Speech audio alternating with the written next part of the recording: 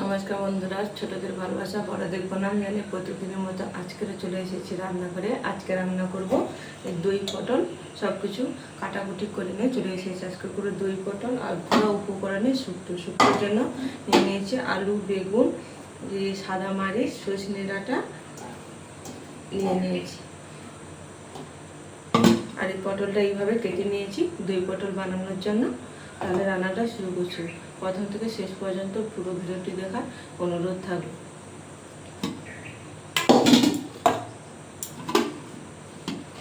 এই ধারে ভাতটা বসিয়ে দেবো, কড়াইটা এইভাবে বসিয়ে দেবো, রান্নাটা করবো।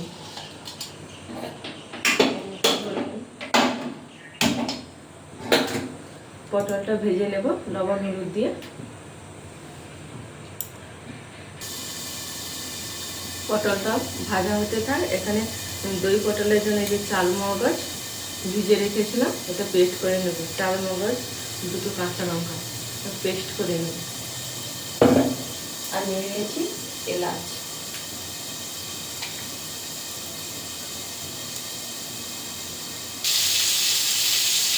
পটলটা এইভাবে ভেজে নিয়েছি, এবারে তুলে নেব। এটা আমি সরিষা তেলে করছি দই পটলটা।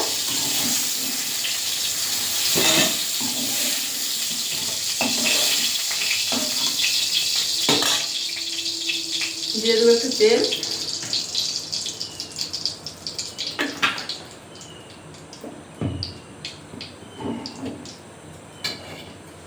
এখানে জিরে, লঙ্কা গুঁড়ো আর হলুদ গুঁড়ো মেশানো আছে।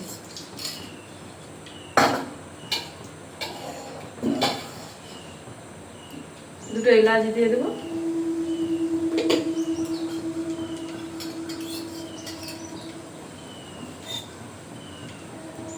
এলাচের গন্ধটা ছেড়েছে, এবারে লঙ্কা আর জিরে হলুদ গুঁড়ো পেস্টটা দিয়ে দেবো।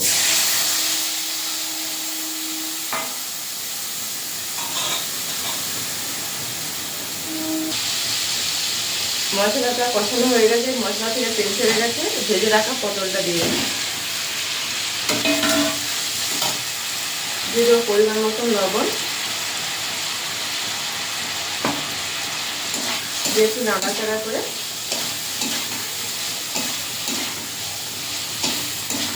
হালকা জল দিয়ে দেবো।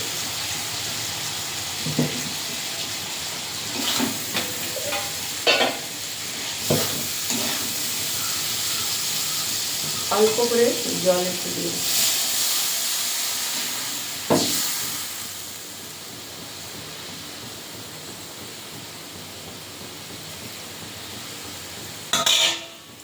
ঢাকা দিয়ে পটলটা সিদ্ধ হতে যেন এই জলটা দিয়েছি।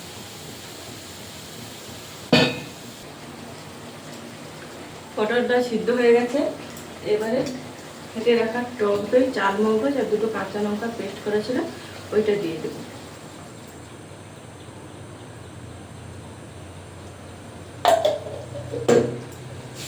দিয়ে দেবো চিনি।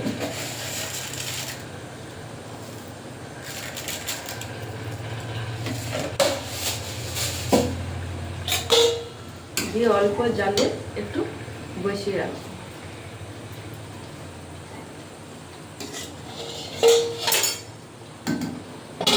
ঢাকা দিয়ে অল্প জালে বসিয়ে রাখবো। এই দেখুন বন্ধুরা, গ্যাভি থেকে তেল ছেড়ে যাচ্ছে, দই পটলটা আমার হয়ে গেছে। এবারে নামে কড়াটা দিয়ে বসিয়ে দেবো। ঘোড়া উপকরণের শুক্তোটা বানাবো। কড়াইটা ধুয়ে বসে দিয়েছি, কড়াইতে তেল দিয়ে দিয়েছি, গরম হয়ে গেছে। এবারে দিয়ে দেবো এই যে কচি কচি যে গাছ থেকে নিম পাতা নিয়ে এসেছি, নিম পাতাটা দিয়ে দেবো।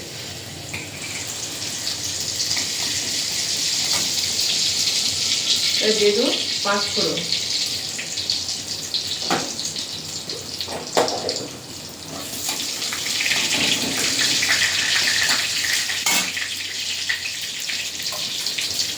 আদা,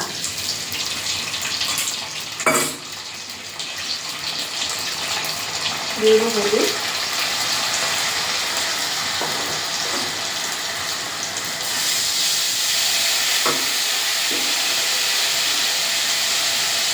লঙ্কার গুঁড়ো, আর দেবো জিরে গুঁড়ো। যে মশলাটা ভালো করে কষে সবজিটা কষে নেব।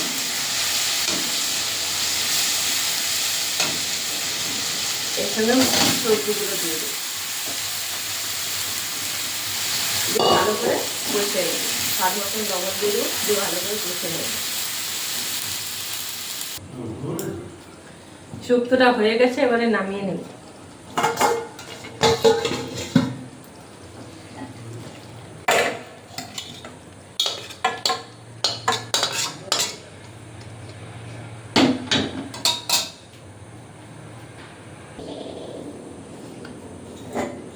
দই পটল আর শুক্তোটা হয়ে গেছে। তাহলে আজকে আসছে, টাটা।